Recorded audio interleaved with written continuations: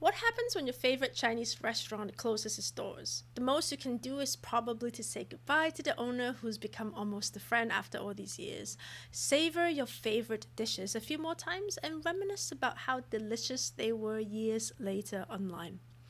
But what if you have a chance to save the restaurant, to even become a part owner?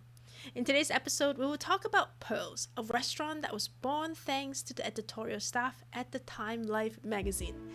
Hi, my name is Christy, and this is the American Chinese Food Show. Many high-end Chinese restaurants were star-studded in New York back in the day, but Pearls in Midtown Manhattan was almost legendary within the fashion and theater crowd.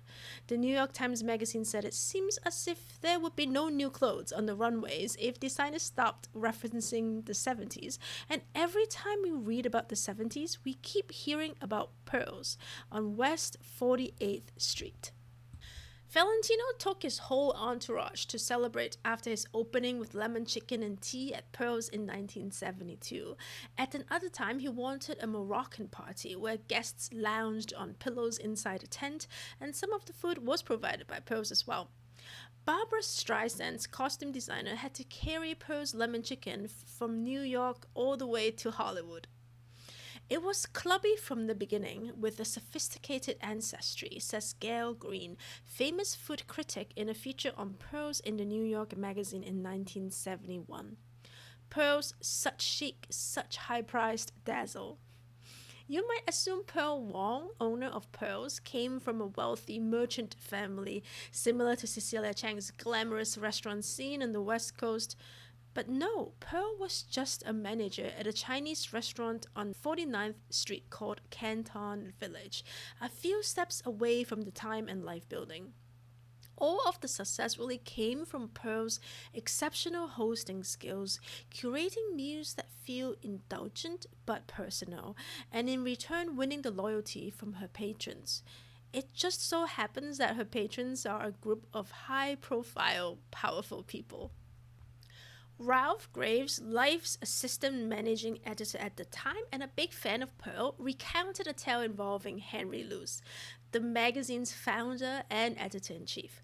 Just 20 minutes before the staff's exclusive annual Chinese New Year's lunch at Canton Village, Luce invited himself.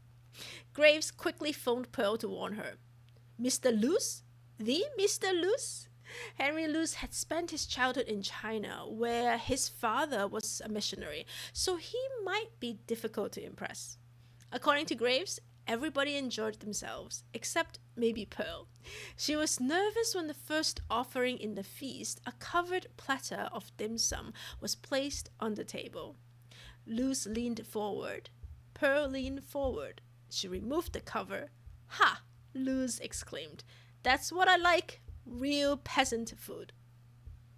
Here's Pearl's menu. Even though Gail Green said the menu at the restaurant is strictly for novitiates, and many have never actually seen the menu before, it feels like a lot of care went in to set itself apart from other Chinese restaurants. 38 West 48th is the new location they moved to a few years after opening, designed by the architecture firm of Grathme, Siegel and Associates, who later designed for the Guggenheim edition. It is one of the most modern-looking Chinese restaurants of its time. The menu feels elegant with an unusual yellow color. The offering intentionally ignores the Sichuan and Hunan craze taking over the city in the 1970s.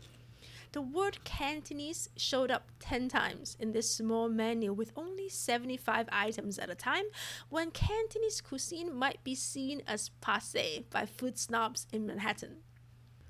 She's pretty frank with her opinion on Sichuan and Hunan cuisine. You know what you're eating when you eat Cantonese. It's not just one sauce that makes it hard to distinguish one dish from another, as in some of the other styles. While lobster Cantonese, butterfly shrimps, yuk song, minced meat lettuce wrap were all dishes trendy at the time, they also have some specials not seen elsewhere.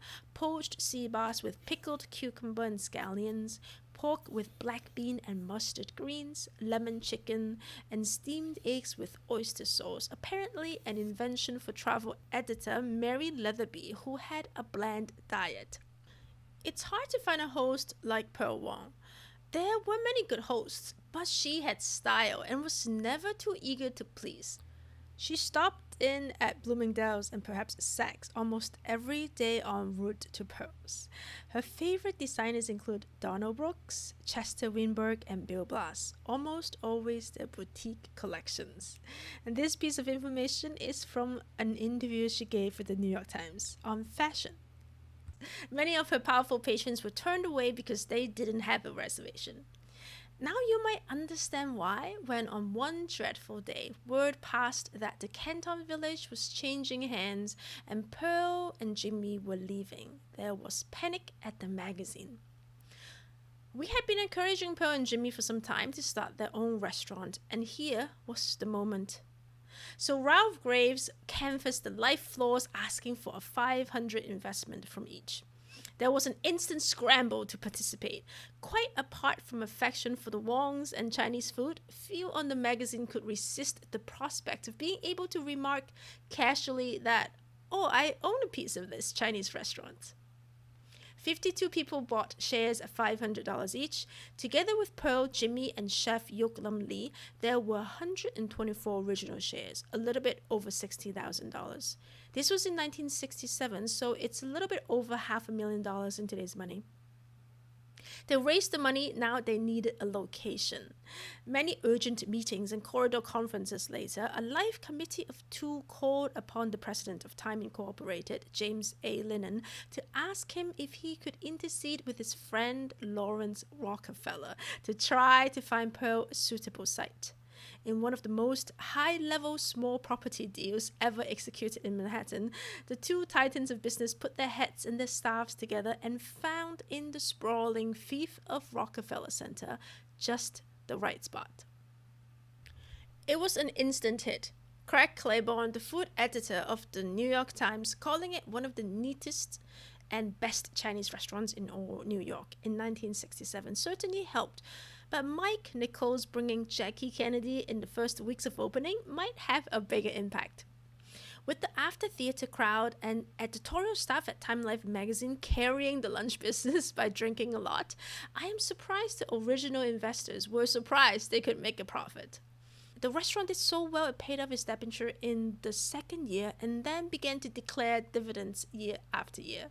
The original investors of $500 each collected almost $4,000 at the end when Pearl Wong sold her place for retirement in 1985. Not bad for an investment. That's it for today's episode. If you like our content, subscribe to the channel. See you soon.